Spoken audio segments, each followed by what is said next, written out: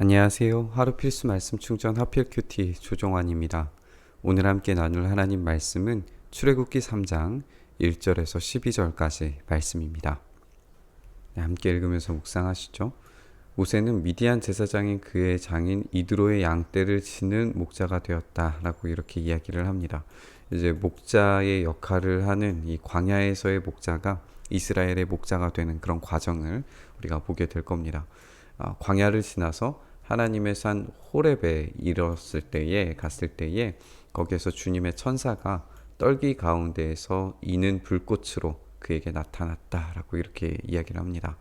그러니까 보니까 떨기에 불이 붙는데도 그 떨기가 타서 없어지지를 않았어요.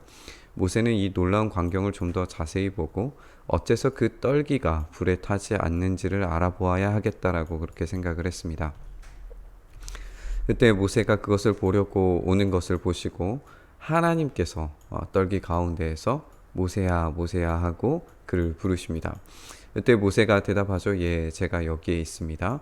하나님이 말씀하세요. 이리로 가까이 오지 말아라. 내가 서 있는 곳은 거룩한 땅이니 너는 신을 벗어라.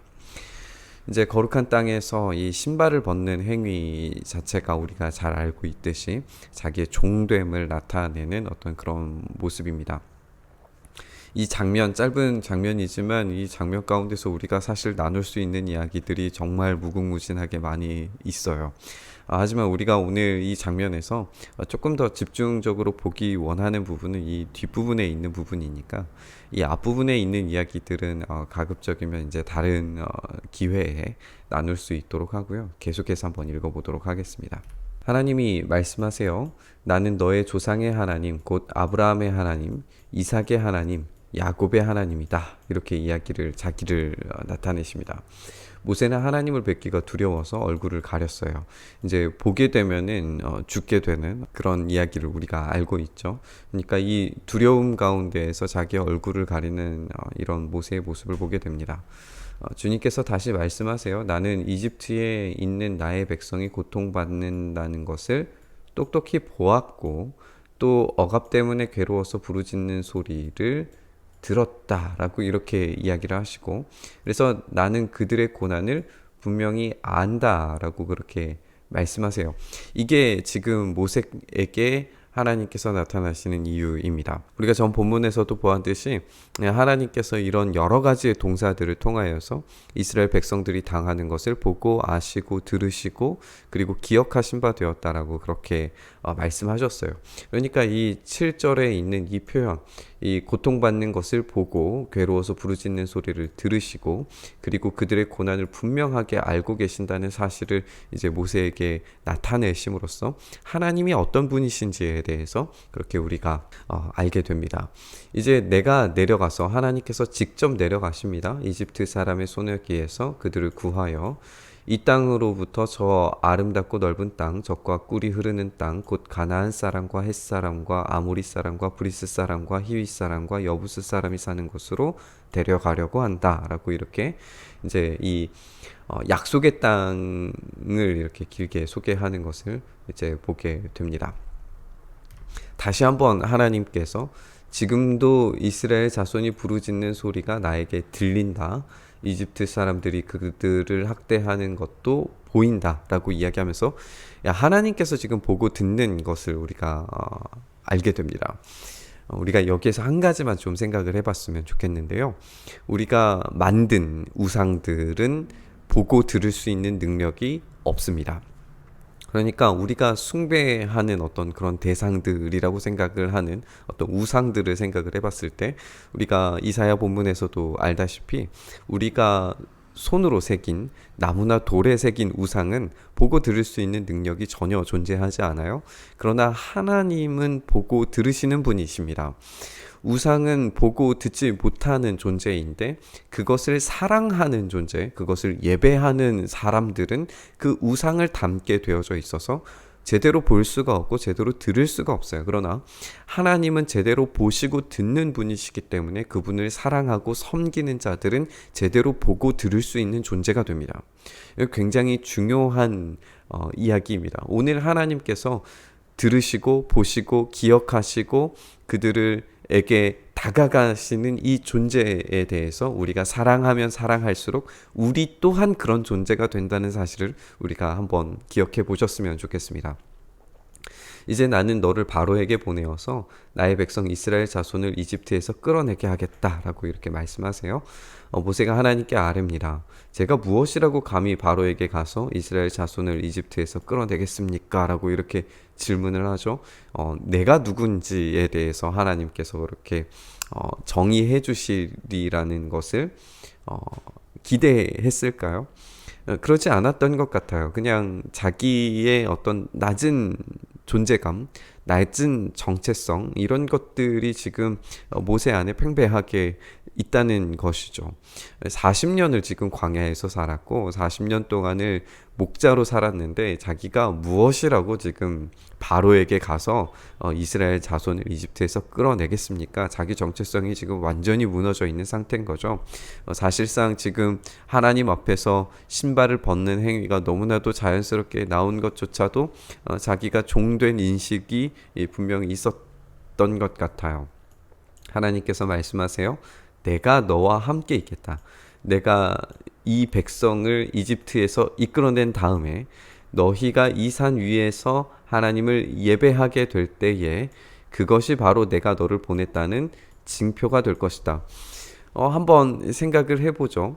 지금 사건 자체는 훨씬 뒤에 있는 일이 될 거예요. 그러니까 이 징표라고 하는 것이 하나님께서 너를 보냈다, 이 모세를 보냈다라고 하는 징표는 아주 뒤에 나오게 될 건데 그 징표를 따라가기 위해서 자기의 정체성을 끊임없이 확인해가는 작업들이 이루어지게 될 것이고 예배하게 되었을 때에 비로소 그 징표를 찾게 된다는 것을 이 본문을 통해서 보게 됩니다. 그러니까 지금 당장에 하나님께서 야, 내가 너를 불렀으니까 너는 이제부터 하나님의 대리자야. 네가 이스라엘을 지킬 목자야 하면서 뭔가 기적적인 이적을 보여주시거나 아니면 뭔가 대단한 일을 보여주시기를 이후에 본문에서 그렇게 요청하긴 하지만 사실상 그게 모세의 징표가 아니라 이 산 위에서 거룩한 산, 이 호렙산, 시내산에서 다시 예배하게 되었을 때의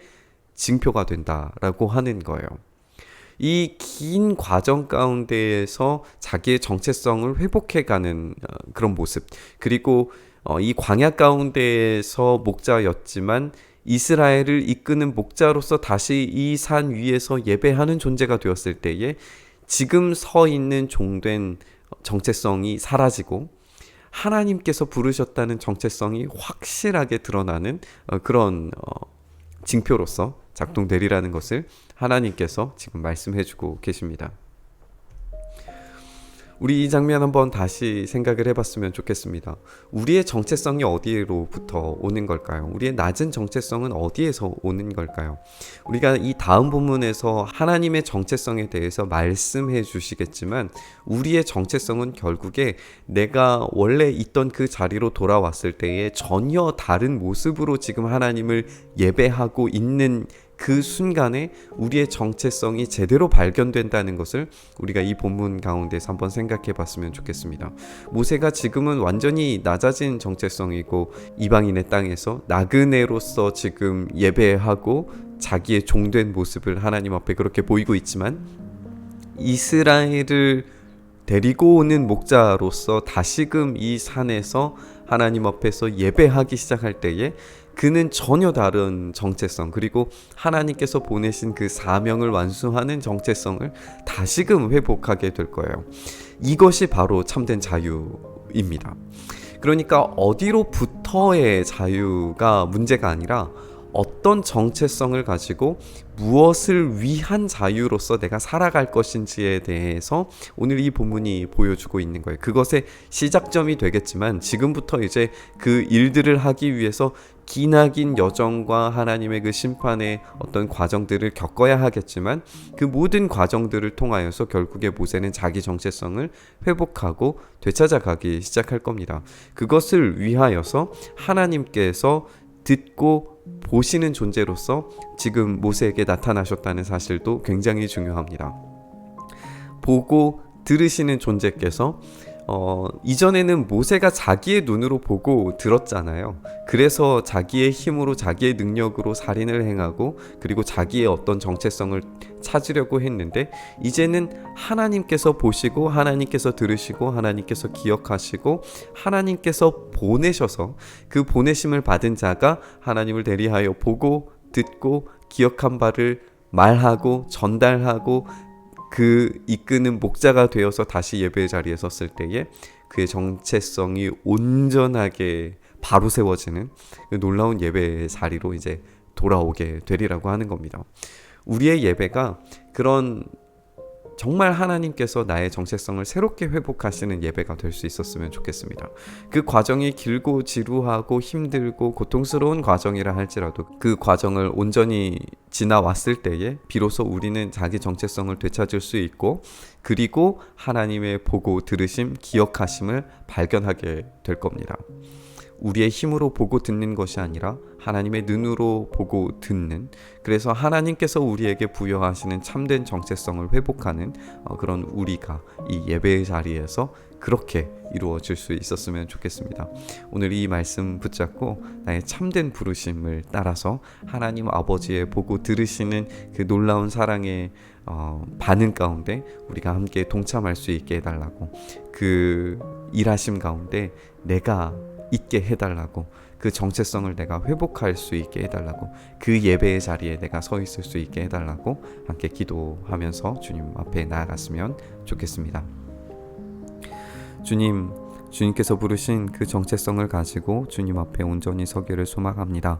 우리를 붙드시고 인도하셔서 참된 정체성, 그 예배자로서 주님 앞에 온전히 서는 우리를 회복시키시는 하나님의 능력 앞에 우리가 서게 하시고, 그 속에서 참된 소명과 참된 부르심과 하나님의 보고 듣게 하시는 것들을 온전히 깨달아 알게 하셔서 하나님이 맡기신 일 잘 감당할 수 있는 참된 예배자로, 참된 소명자로 살아갈 수 있도록 역사하여 주시옵소서. 그렇게 우리를 부르신 그 은혜에 다시 한번 감격하고 감사드리며 우리 주님 예수 그리스도의 이름으로 기도드리옵나이다.